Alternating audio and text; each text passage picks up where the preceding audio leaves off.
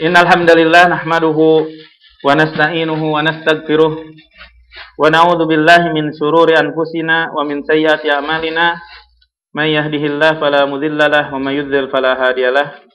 Asyhadu an la ilaha illallah wahdahu la syarikalah iqraran bihi wa tauhida wa asyhadu anna Muhammadan abduhu wa rasuluh.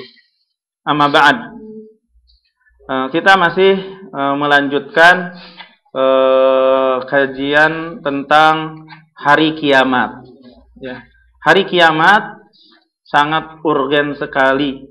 Sebagaimana yang sudah kita ketahui bahwasanya hari kiamat atau hari akhir itu banyak namanya. Banyak namanya. Ya. Terus yang dimaksud dengan hari kiamat itu adalah apa yang terjadi setelah mati. Ya, atau dengan istilah lain persamaannya itu adalah yaumul ba'ats, hari kebangkitan. Itulah yang dimaksud dengan hari kiamat. Kemarin kita sudah menjelaskan tentang hari al-ba'ats, bahwa kita akan dibangkitkan lagi dari kuburan berdasarkan dalil akal dan dalil yang ada dalam wahyu nakal. Sudah kita jelaskan. Cara dibangkitkan setelah mati itu ada suatu organ tubuh yang ada di tubuh manusia itu yang tidak hancur. Semuanya adalah hancur kecuali satu yang tidak hancur adalah azabuz dzanb. Dalam sebuah hadis itu. Dari situlah manusia akan dibangkitkan lagi seperti biji gitu, kecil yang ada di sini. Nah, di sini. Yang ini yang enggak hilang. Jadi kecil, dari situlah tumbuh kembali manusia lebih gampang daripada pertama kali yang tidak ada diadakan. Ini udah ada, tinggal ditumbuhkan kembali dan gak hancur sampai hari kiamat nanti pun. Itu yang akan ada terus. Itu caranya. Terus setelah kita menjelaskan tentang masalah kebangkitan, lalu bahwasanya setelah dibangkitkan itu kita akan dikumpulkan. Terus kita jelaskan bahwasanya tatkala dikumpulkan itu ada perbedaan keadaan manusia tatkala dikumpulkan untuk menghadap Allah Subhanahu wa taala. Karena pada waktu itu matahari didekatkan, ada orang yang sampai keringatnya itu sampai mulutnya, ada yang sampai dengan lututnya, ada yang sampai dengan tumitnya, ya tergantung amalan dia. Tapi ada 7 golongan yang akan diselamatkan oleh Allah, yang akan dilindungi oleh Allah, yang akan dinaungi oleh Allah Subhanahu wa ta'ala. Yaitu 7 golongan. Tatkala hari kiamat yang begitu dahsyat, ada yang akan ditolong, ada yang dinaungi oleh Allah. Salah satunya adalah orang yang bersedekah, tapi tangan kirinya tidak mengetahui apa yang disedekahkan oleh tangan kanannya. Seperti begitu. Jadi menyembunyikan sedekahnya. Boleh kita bersedekah terang-terangan untuk supaya orang lain untuk mencontoh. Man sanna sunnatan hasanah, barang siapa yang kita memberikan contoh yang paling pertama yang baik terus diikuti dengan yang lainnya, maka terus ada yang mengikuti, maka tidak akan dikurangi pahalanya yang mengikuti kita. Pernah terjadi di kalangan sahabat pada waktu itu. Ya. Boleh terang-terangan dengan maksud seperti itu. Ya. Jadi orang yang bertakwa itu adalah mereka orang yang selalu menginfakkan hartanya di waktu terang-terangan maupun di waktu sembunyi-sembunyi. Nah, di antara yang akan dinaungi oleh Allah Subhanahu wa taala nanti pada hari kiamat adalah yang bersedekah dan menyembunyikan sedekahnya. Itu.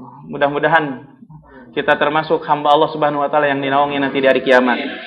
Setelah hasyr dikumpulkan di padang mahsyar menunggu maka akan terjadi setelah itu adalah timbangan.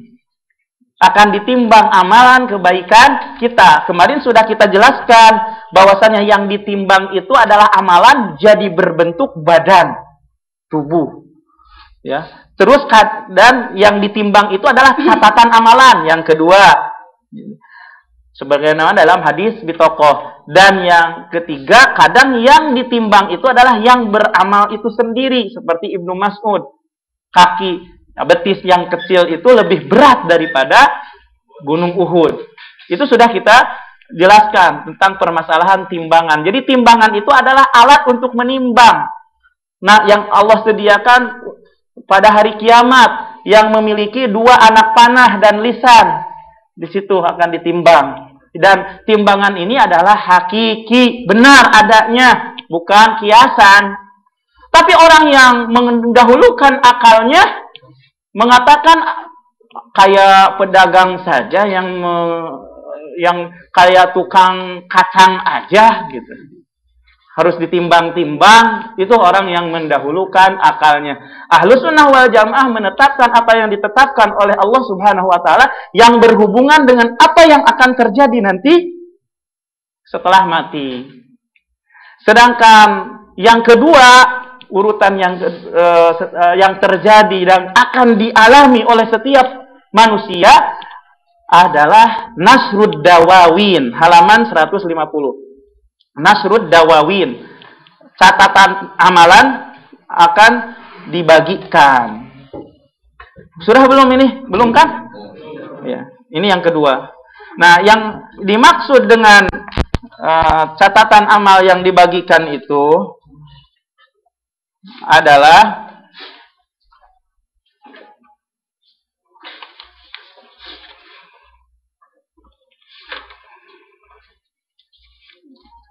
di situ dijelaskan di sini wal maqsudu bihi, al maqsudu bihi, yang dimaksud dengan catatan amalan itu nasr wa tauzi sohaiful a'mal allati kutibat alal insan, menyebarkan, membagikan catatan amalan yang telah ditulis sewaktu manusia itu di dunia, ditulis. Kan makanya ada yang menulis setiap amalan. Ketika amalan kita baik seperti pengajian ini akan ditulis di sebelah kanan. Kalau kita nonton VCD porno akan ditulis sebelah kiri. Kalau kita misalnya menggibah akan ditulis catatan kiri. Kalau kita berdakwah, menasehati, selalu berbicara yang baik akan ditulis catatan kanan. Ketika kita jujur akan ditulis catatan kanan. Ketika bohong catatan kiri. Ada catatannya di kamera terus. Ketika di dunia ini. Nah, wa yakunu istilamuha, maka seseorang itu akan menerima catatan amalan itu bihasbi natijah, sesuai dengan natijah hasilnya akan dia terima nanti di hari kiamat. Seseorang itu akan menerima hasilnya di hari kiamat. Wah, di sini nih berdebar hati kita. Apakah banyak merahnya ataukah banyak lulusnya gitu. Di sini berdebar. Nah, orang mukmin tentu beda dengan orang kafir. Fal mukmin yastalimuha biyaminihi mustabsyiran farhan. Maka orang mukmin itu akan menerima catatan amalannya itu di sebelah kanannya. Di sebelah kanannya dalam keadaan gembira menerima catatan amalan di sebelah kanan. Wa yarfauha mutabahiyan biha, dia mengangkat catatan amalan itu dengan senangnya, bahagia, gembira, bangga. Saya dikasih catatan amalan di sebelah kanan. Bahagia. Bahagia. Begitulah keadaan orang mukmin. Makanya orang mukmin itu wajahnya ceria. Di dunia juga ceria. Sebelum di akhirat juga sudah ceria wajahnya orang mukmin itu. Karena selalu taat kepada Allah, selalu sholat, selalu berwudu, selalu mengucapkan perkataan-perkataan yang baik dan menghindari perkataan-perkataan yang jelek. Tidak ada hasad, tidak ada dengki. Masya Allah. Itulah orang mukmin. Maka tatkala nanti di akhirat pun dia akan menerima catatan yang baik, dia pun gembira dan senang, wajahnya berseri-seri, ceria. Subhanallah. Makanya Syekhul Islam Ibnu Taimiyah mengatakan, man lam yadkhulil jannata fid dunya lam yadkhulil jannata fil akhirah.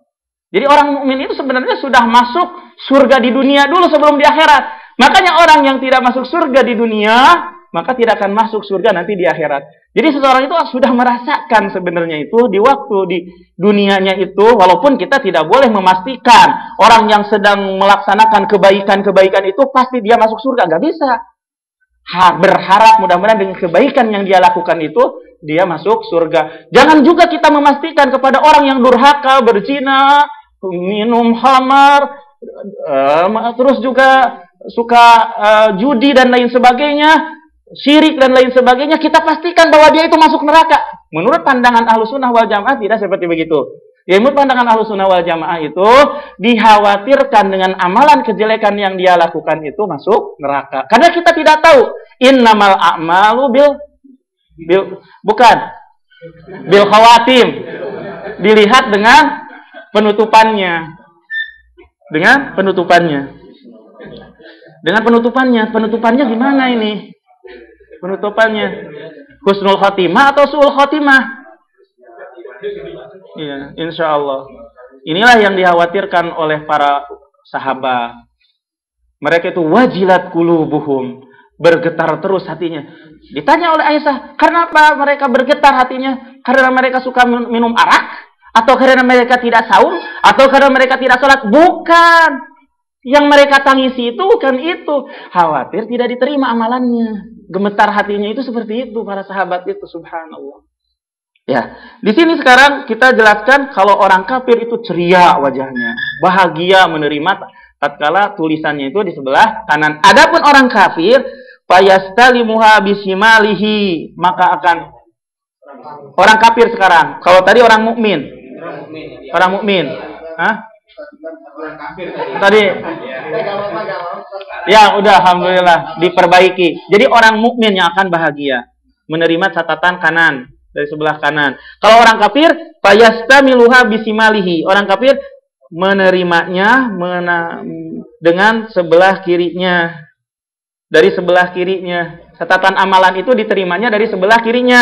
Aw min wara adh-dhahri, atau dari belakang punggungnya. Hazinan kaiban, murung dan sedih. Sedih dan murung.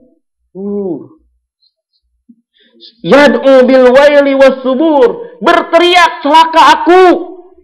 Berteriak celaka aku. Bil waili was-subur. Itu perkataan orang kafir. Allah Subhanahu wa taala berfirman, "Fa amma man utiya kitabahu bi yaminih." Barang siapa yang didatangkan kitabnya di sebelah kanannya. Fasaufa yuhasabu hisaban yasira, maka akan diperiksa dengan pemeriksaan yang gampang. Dalam sebuah hadis dijelaskan bahwasanya orang yang dihisab itu uzib, akan disiksa, akan binasa.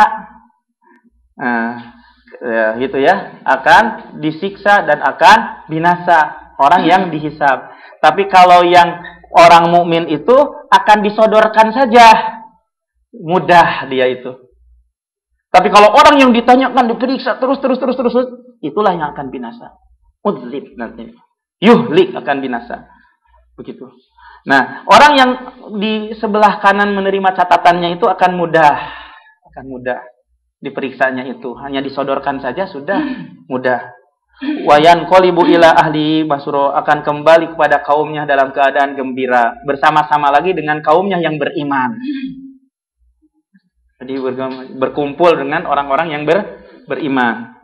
Wa amma man utiya kitabahu wara'a dhahri, adapun orang yang ditatangkan kitabnya dari belakang punggungnya, fasaufa yad'u subura wa yasla sa'ira, dia akan berteriak celaka aku.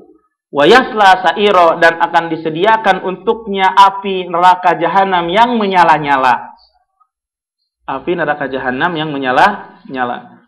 Dan Allah Subhanahu wa taala berfirman dalam ayat yang lain di surat Al-Haqqah, wa amma man utiya kitabahu bisimalihi, adapun orang yang ditatangkan kitabnya di sebelah kirinya, fayaqulu, dia mengatakan, ya laitani lam utat kitabiyah, alangkah celakanya aku, wahai ya laitani Ya, lam uta kitabah, ya alangkah atau harapanku itu tidak didatangkan kitabnya. Kan berharap untuk tidak didatangkan catatannya. Ya laitani lam uta kitabiyah. Ya, coba di dalam terjemahannya Al-Haqqah ayat 25. Al-Haqqah ayat 25.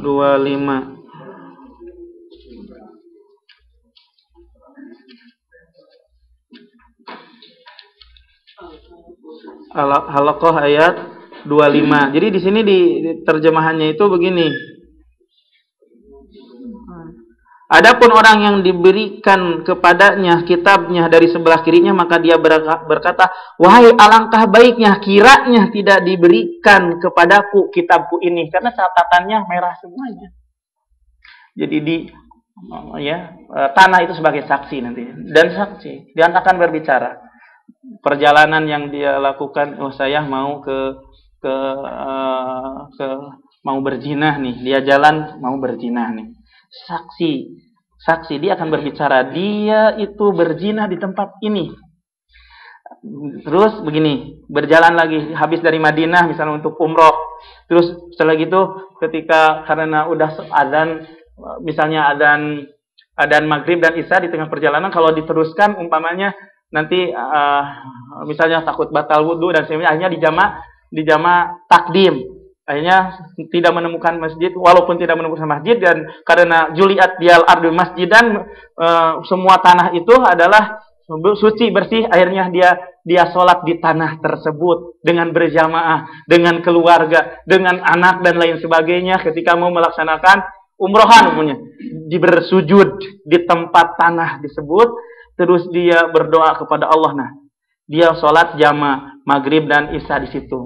Nanti tanah ini akan bersaksi, saya dulu dipakai sholat oleh keluarga anu. Subhanallah.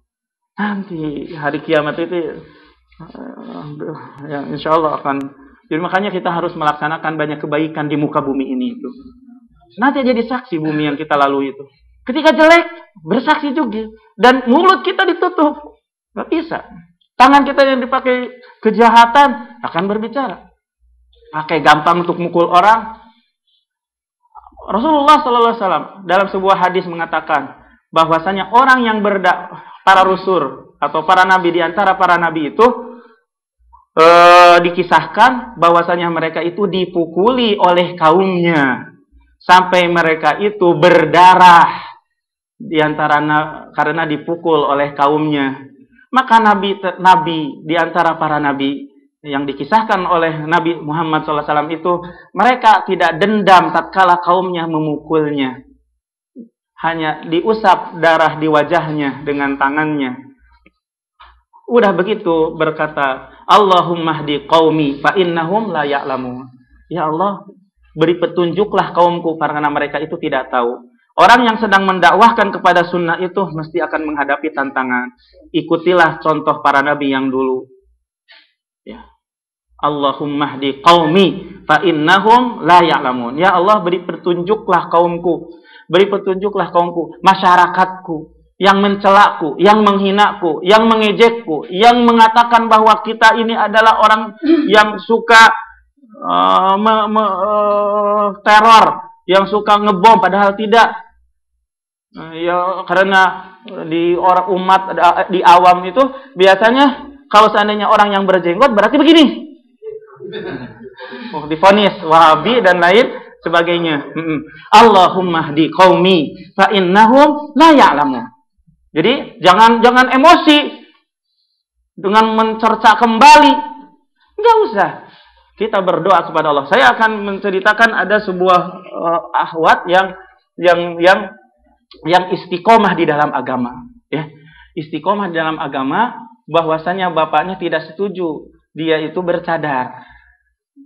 Akhirnya sampai sama bapaknya itu mau sama golok dikejar. Nah, akhirnya wanita ini adalah orang yang berbakti kepada kedua orang tuanya. Tatkala bapaknya seperti begitu, mengikuti apa yang diinginkan oleh bapaknya, yaitu dia, karena kemauan bapaknya itu untuk tidak pakai cadar, maka dia tidak keluar kemana-mana. Terus aja duduk di rumah. Sebagai hijab. Waqarna fi buyutikunna. Seorang perempuan adalah duduk terus di rumahnya, ya kan? Itu perbuatan perempuan itu sebenarnya. Itu hijab tameng yang paling yang bisa membuat orang tidak melihatnya, kan? Betul nggak? Ya. Akhirnya dia duduk di rumah mendengarkan kaset, ceramah dan lain sebagainya. Tetap kan nggak boleh tuh ngaji. Maka dia hanya dengan melalui kaset duduk di rumahnya. Setelah begitu setiap malam dia melantunkan doanya kepada Allah Subhanahu wa taala untuk supaya mendapatkan hidayah bapaknya, mendapatkan hidayah ibunya. Mendapatkan hidayah bapaknya yang tadi itu selalu, tapi dia baik terus kepada ibunya, membantu ibunya, akhlaknya baik dan lain sebagainya. Terus dibantu ibunya, pekerjaan rumah ibunya dikerjakan. Itu lama itu. Lama perbuatan itu dilakukan oleh seorang akhwat ini. Subhanallah, betul. Doa itu adalah senjata seorang mukmin. Apa yang terjadi? Bapaknya sekarang jadi cinta banget kepada anaknya. Mempersilahkan untuk bercadar, ngaji dan sebagainya, dan bapaknya pun sadar seorang anak yang solehah itu seperti itu, tidak menginikan dengan kekerasan. Tatkala sudah ngerti, merasakan bahwasanya bapak dan ibunya itu adalah ahlul bid'ah, tidak seperti begitu. Ilmu itu adalah yang memberikan manfaat dan dirasakan oleh salah pertama kali itu adalah oleh orang tuanya dan keluarganya. Jangan jadi syadis. Ya. Kembali lagi, itu juga adalah pengamalan dari apa yang diketahui dari ilmu yang bermanfaat. Akan dicatat oleh Allah Subhanahu wa taala di sebelah kanannya, yaitu tatkala bersabar menghadapi tantangan dan godaan. Nah, ini akan ditulis di sebelah kanannya. Ya. Sekarang ini karena sekarang itu biasa ini ditambah insyaallah sampai kan ya insyaallah ya. Ya, setiap awal bulan seperti itu, mohon maaf dan waktunya ya. Yang berikutnya yaitu tentang al-arad wal hisab. Itu tentang Nasud Dawawin. Sekarang adalah al-arad wal hisab. Disodorkan dan akan diperiksa. Disodorkan dan akan diperiksa. Yang dimaksud dengan hisab itu adalah secara bahasa itu diambil dari hasaba, dihitung, ya, diperiksa dan diperhitungkan, itu secara bahasa. Adapun secara syar'i yang dimaksud dengan hisab itu adalah sebagaimana yang ada dalam buku ini, muhasabatullah li ibadihi ala a'malihim. Allah akan memeriksa, Allah akan menghitung amalan-amalan yang dilakukan oleh para hambanya nanti pada hari kiamat. Apa yang sudah mereka lakukan dari kebaikan dan kejelekan itu akan diberitahukan oleh Allah Subhanahu wa taala itu nanti pada hari kiamat. Di halayak ramai semuanya tahu kita itu orang jelek, kita itu orang baik. Akan dikabarkan oleh Allah Subhanahu wa taala nanti pada hari kiamat. Ya. Tentu hal ini berdasarkan dalil dari Al-Qur'an maupun As-Sunnah, banyak sekali yang menjelaskan tentang masalah arad dan hisab, ya. Dan juga kesepakatan para ulama. Jadi hisab itu huwa muhasabatullah li ibadihi ala amalim, itu secara syar'i. Allah akan memeriksa amalan-amalan yang dilakukan oleh para hambanya. Akan memperhitungkan amalan-amalan yang dilakukan oleh para hambanya. Caranya bagaimana? Cara menghisabnya nanti itu. Wa kaifiyatuhu takhtalif min syahsin li akhar. Caranya itu berbeda-beda dari satu orang dengan orang lain. Berbeda-beda setiap orang itu tatkala dihisab itu. Faminhum man yakunu hisabahu ardo. Di antara mereka ada yang dihisabnya itu hanya disodorkan saja. Hanya disodorkan saja. Berarti ini gampang. Wa huwal hisabul yasir, ini adalah pemeriksaan yang mudah. Gitu. Jadi orang yang hanya disodorkan saja, ada orang yang hanya sekedar disodorkan saja. Tatkala diperhitungkan nanti oleh Allah tentang amalannya itu hanya disodorkan saja. Ini adalah hisab yang mudah. Wa hadza lil mu'min. Ini untuk orang yang beriman. Yahlullahu bihi wa yuqarriruhu bidunubihi. Allah menyodorkan kepadanya, terus si orang mukmin itu mengakui tatkala disodorkan itu dengan dosa-dosanya yang telah dia lakukan di dunia.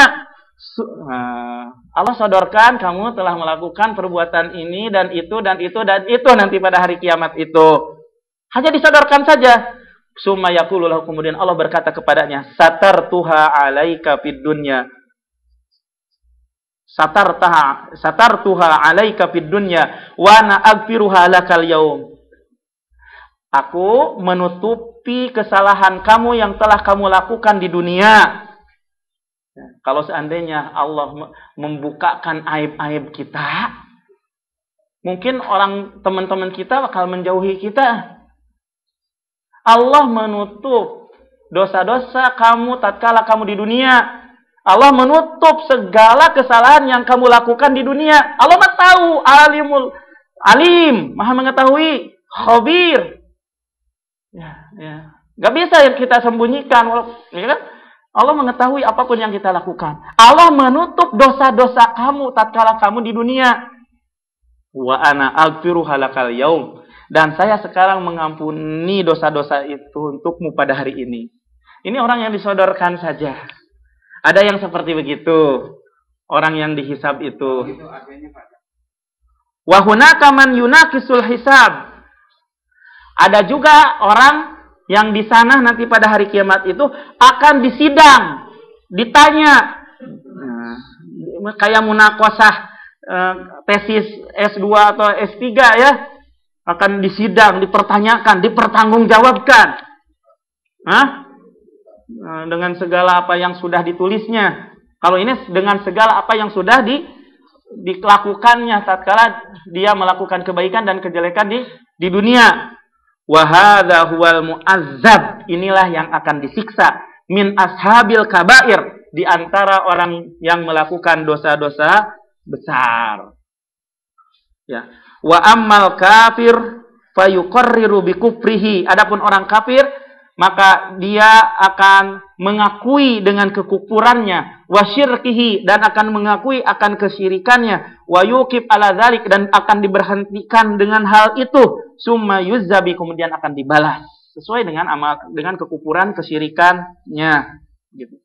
Wa minan nasi man yadkhulul jannah bighairi hisab. Ada juga di antara manusia itu yang masuk surga tanpa hisab, wala adab, dan tanpa ada siksaan, tidak disodorkan dan tidak juga disiksa.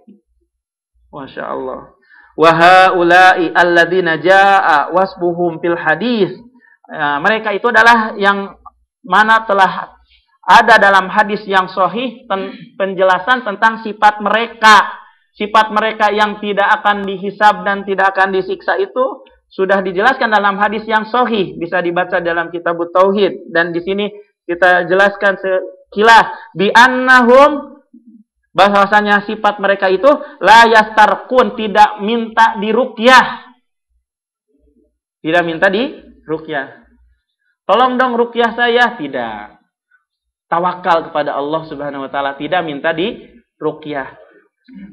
Wala yaktawun, dan tidak mau diminta diobati dengan cara dibakar. Bukan dibakar, ada khusus dibakar dulu, diinikan. La yaktawun. Wala yatatayyarun, dan tidak juga mereka itu pesimis dan optimis itu dengan melihat burung. Ya kan? Kalau begini berangkat, kalau ini tidak berangkat, gitu. Ya tatayyarun, tiarah itu nggak boleh, ya kan? Dia tidak, tapi wa ala rabbihim yatawakkalun. Mereka adalah orang yang bertawakal kepada Rabb mereka. Itulah orang yang tidak akan dihisab dan juga tidak akan diazab. Nah, terus di sini dijelaskan La'allal hisab yakunu qoblal wazn. Barangkali hisab itu ya sebelum ditimbang. Hisab dulu terus ditimbang. Fal hisab alal a'mal, perhitungan itu kepada amalan, wa takrir biha, dan penetapan dengan amalan, wal mizan, sedangkan mizan timbangan, yakunu li idhari miqdari tilkal amal, untuk menampakkan ukuran amalan itu, berat dan ringannya amalan itu. Wallahu a'lam. Itu mungkin penjelasan pada hari ini, yaitu tentang permasalahan nasrud dawawin dan al-arad wal hisab. Mudah-mudahan apa yang antum semuanya dengarkan pada hari ini bisa didengar, bisa bermanfaat, terutama bagi saya sendiri yang menyampaikan. Dan hendaklah antara kita semuanya selalu terus memberikan anjuran yang baik kepada temannya, termasuk kepada yang menyampaikan, untuk selalu menganjurkan suatu perkara yang baik tatkala khilaf dan salah. Ya, karena kita semuanya di sini semuanya dalam semuanya tidak ada yang maksum, tidak ada yang maksum. Khilaf itu pasti terjadi bagi siapapun. Ya.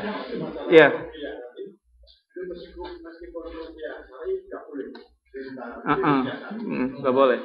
Ya itu yang dimaksud adalah walaupun minta ruqyah syar'i. Nggak boleh. Ya. Minta ruqyah dan minta doa. Ruqyah kan bentuknya doa. Ruqyah itu enggak apa namanya? Kita minta doa dan kita didoakan supaya sembuh. Minta doa itu kepada yang soleh yang hidup boleh, minta doa kepada soleh yang hidup itu berbeda. Kalau ruqyah itu adalah ada azkar tertentu kan ya, ada zikir tertentu yang ditentukan oleh Al-Quran dan As-Sunnah. Kalau seandainya minta doa secara umum kan, misalnya kita ini adalah seorang murid, terus minta kepada gurunya yang soleh ketika mau berangkat kemana, tolong doakan. Bukan, jangan lupa. Sekarang saya minta ya. Kalau peruqyahnya gimana, Ustaz? Ya, tukang ruqyahnya gimana itu? Nah, kalau masalah itu, tentang masalah tukang ruqyahnya itu berbeda. Kalau seandainya yang tukang ruqyahnya itu adalah untuk bisnis, yang sekarang diplang-plang itu adalah nggak boleh. Nggak boleh. Jadi yang tukang ruqyah itu dalam rangka untuk membantu saja dan tidak diminta. Ini dalam mengamalkan sunnah aja, gitu. Gak usah diadakan seperti perkumpulan dan lain sebagainya sebenarnya. Ya, untuk menolong saja sebenarnya. Dan nggak ada belajar dan lain sebagainya gitu. Jadi kita mengamalkan apa yang sudah kita ketahui tentang ruqyah tersebut. Sudah. Diri kita sendiri boleh kita beruqyah untuk diri kita sendiri, nggak minta kan? Nggak minta, nggak masalah. Karena oleh diri kita. Kalau minta kepada yang lain, makanya perlunya kita belajar. Jadi belajar ruqyah syar'i itu bagaimana untuk diamalkan oleh diri kita sendiri, bukan dijadikan tontonan. Dijadikan tontonan bareng-bareng atau ada mengadakan ruqyah massal dan lain sebagainya, ada pengumuman dan lain sebagainya. Itu yang tidak syar'i, yang tidak sesuai dengan syar'i. Ya, wallahu a'lam.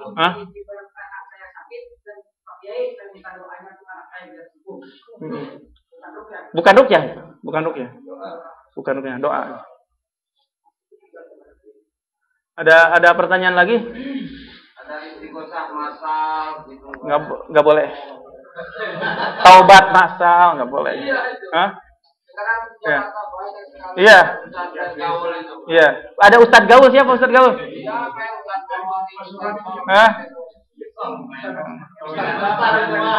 Ustadz Mansur itu.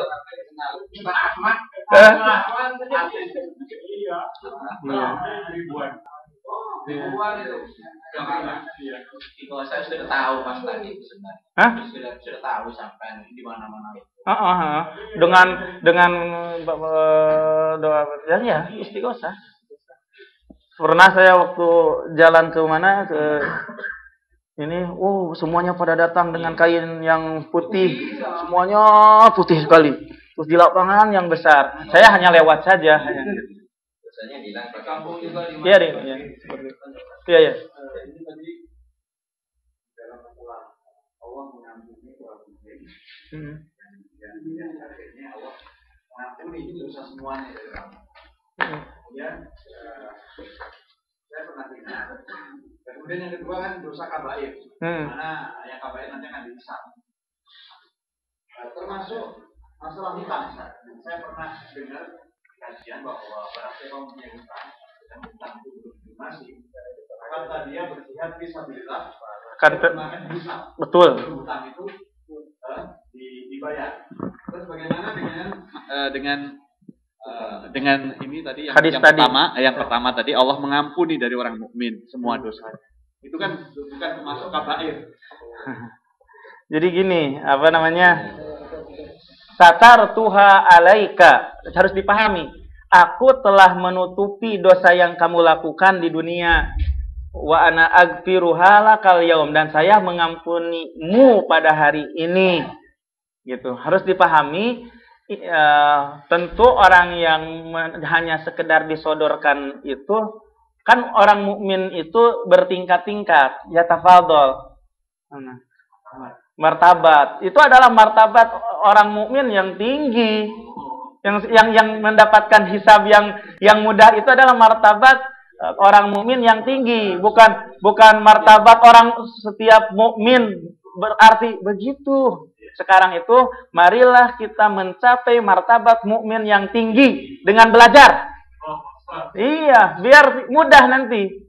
Kan sebagaimana yang sudah kita ketahui bahwasanya agama itu memiliki 3 tingkatan. Tingkatan pertama Islam, tingkatan kedua iman, tingkatan puncak yang terakhir yang mencakup iman dan Islam itu adalah ihsan. Ini sebenarnya belajar kita itu untuk salah satunya untuk mendapatkan tingkatan yang paling tertinggi.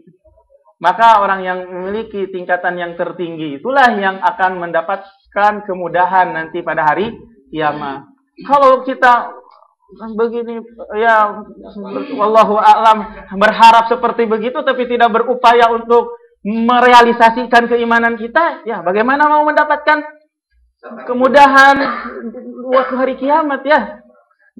Makanya Rasulullah SAW pada sebagian sholatnya berdoa kepada Allah, Allahumma hasibni hisaban yasira. Mohon kepada Allah, Allahumma hasibni hisaban yasira. Ya Allah, periksalah aku dengan pemeriksaan yang mudah. Gitu. Orang miskin gampang dihisabnya biasanya. Insya Allah. Sepertiga orang yang tanpa dihisab. Hah? Ada penjelasan sepertiga yang tanpa dihisab. Enggak, 70.000 orang yang akan itu mah tanpa hisab. Ini kalau itu tanpa hisab 70.000, ya, itu yang tidak akan dihisab. Sedangkan ini disodorkan saja. Ini kita sedang berbicara tentang yang disodorkan saja. Nah, sedangkan ada tingkatan yang lebih tinggi lagi daripada yang disodorkan adalah yang benar-benar tanpa dihisab. Adalah yang sebagaimana dijelaskan di dalam hadis Rasulullah SAW, haula'i ummatak, mereka itulah adalah umatmu. Wa haula'i sab'una alfan, mereka itu adalah 70.000. Ya, la hisaba alaihim wala adab, tidak dihisab dan tidak diadab. Terus ditanya, walima, kenapa? Kanu la yaktawun, mereka tidak berobat dengan dibakar itu. Wala yastarkun, mereka tidak minta diruqyah. Wala yatatoyarun, tidak tiaroh. Mereka itulah orang yang hanya kepada Rabb mereka bertawakal. Maka kenapa di sini ini tentang masalah tahqiqut tauhid, merealisasikan ketauhidan. Didahulukan jar dan majrur itu mengandung arti seperti iya karena wa ala rabbihim. Jadi hasar artinya itu. Hanya kepada Rabb mereka bertawakal. Jadi hati-hati di sini. Ketawakalan ini adalah perbuatan hati. Ini adalah perbuatan hati. Mereka itulah orang yang bertawakal hanya kepada Rabb mereka, itulah yang tidak akan dihisab.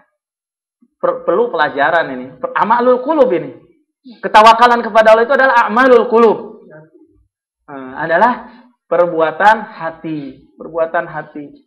Ya. Kalau orang yang masih menyandarkan kepada makhluk, menyandarkan kepada sebab, itu bukan orang yang bertawakal. Kepada kepintarannya, itu bukan orang yang bertawakal. Kepada fisiknya, ya. Seperti itu. Wa ala rabbihim yatawakkalun. Ya. Terus akhirnya nanti sedikit tentang Ukasah. Setelah itu Ukasah bertanya. Ukasah berdiri. Ya Rasulullah, doakanlah saya. Nah ini boleh kita minta doa kepada orang yang soleh yang masih hidup. Doakanlah saya untuk dijadikan golongan yang 70 orang itu. Maka Rasulullah menjawab, Allahumma ij'alhu minhum. Ya Ukasah, mudah-mudahan Allah jadikan Ukasah itu termasuk mereka yang 70.000 itu. Kemudian ada laki-laki yang lain yang berdiri, ya Rasulullah tolong doakan aku termasuk mereka yang 70 orang. Maka Rasulullah menjawab, sabaqaka biha Ukasah. Ukasah telah mendahuluimu. Jadi dia tidak termasuk orang yang seperti Ukasah. Jadi mahal ini sebenarnya. Zaman Rasulullah salah-salah. Apalagi zaman sekarang nggak ada termasuk. Stoknya. Kalau insya Allah jangan bukan masalah stok dan lain sebagainya. Bagaimana kita bisa mengamalkan, merealisasikan ini? Ibnu Utsaimin ketika di akhir kehidupannya dia tidak mau berobat. Tawakal Allah. Subhanallah. Nyampe orang yang selalu mengajarkan akidah itu di akhirnya betul-betul sesuai dengan apa yang dia sampaikan. Gak mau, sudah aja. Malah lagi sedang repot-repotnya masih ngisi pengajian di haram. Itu. Padahal yang lain itu ayo diperiksa sini terus aja. Subhanallah. Ada orang juga yang hatinya selalu terkait syekh juga di Madinah. Katanya dia itu Masya Allah umrohan. Dia tuh selalu di masjid terus ngisi pengajian dan lain sebagainya. Udah umrohan dengan anaknya, pulang lagi ke Madinah. Karena hatinya di masjid. Kata anaknya, Bapak udah aja di masjid, kelihatannya capek banget. Enggak, minta diantarkan terus ke masjid. Minta diantarkan, pingin sholat di Masjid Nabawi. Dari mulai maghrib sampai isya, berdoa, bersujud, sholat, dan lain sebagainya dalam keadaan capek dan lelah. Ya. Setelah itu, setelah sholat isya, di akhir sujud dia tidak mengangkatkan lagi keningnya, meninggal dan dalam keadaan sujud yang terakhir. Dan Allah akan membangkitkannya sesuai tatkala dia sedang meninggal. Kalau lagi sedang bersujud, dia dalam keadaan bersujud. Dan Allah seandainya dia sedang umrohan, dia akan dibangkitkan dalam keadaan labbaik Allahumma labbaik. Subhanallah. Begitulah apa yang terjadi. Jadi seseorang itu tatkala dia itu bertaubat kepada Allah misalnya, jadi gini, ada juga kisah yang lain. Ini orang yang soleh. Ada juga orang yang fajir, yang durhaka, yang keadaannya itu hanya maksiat. Pokoknya maksiat dengan berbagai macam maksiat umurnya itu. Mabok dan lain sebagainya.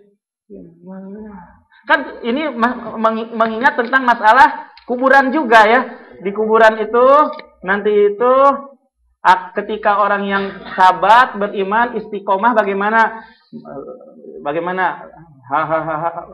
mengatakan dan lantang Rabbi Allah, Rabbku adalah Allah, Nabiku adalah Muhammad, dinku adalah. Sedangkan orang yang fujar, orang yang durhaka atau orang kafir yang tidak bersujud dan tidak melaksanakan sholat, terus dia itu di akhirnya dia itu mengumpulkan kerabat keluarganya. Jadi kerabat keluarganya dia udah di akhir mau meninggal dan mau bertaubat kepada Allah Subhanahu wa taala. Ternyata karena dia tahu malah yang dilantunkan adalah nyanyian dan mati tatkala dia sedang nyanyi tersebut. nanti pada hari kiamat bukan mau bertobat, mengumpulkan karena dia dalam keadaan kritis. Maka tatkala dia meninggalnya pun dalam keadaan su'ul khotimah. Ditampakkan terjelas pada waktu itu.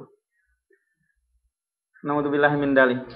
Jadi orang yang baik akan mendapatkan kebaikan, orang yang jelek akan mendapatkan kejelekan. Itu saja yang bisa disampaikan pada hari ini, mudah-mudahan bisa bermanfaat. Wa akhiru da'wana alhamdulillahirabbil alamin. Subhanakallah bihamdika asyhadu an la ilaha illa anta astaghfiruka wa atubu ilaik. Wassalamualaikum warahmatullahi wabarakatuh.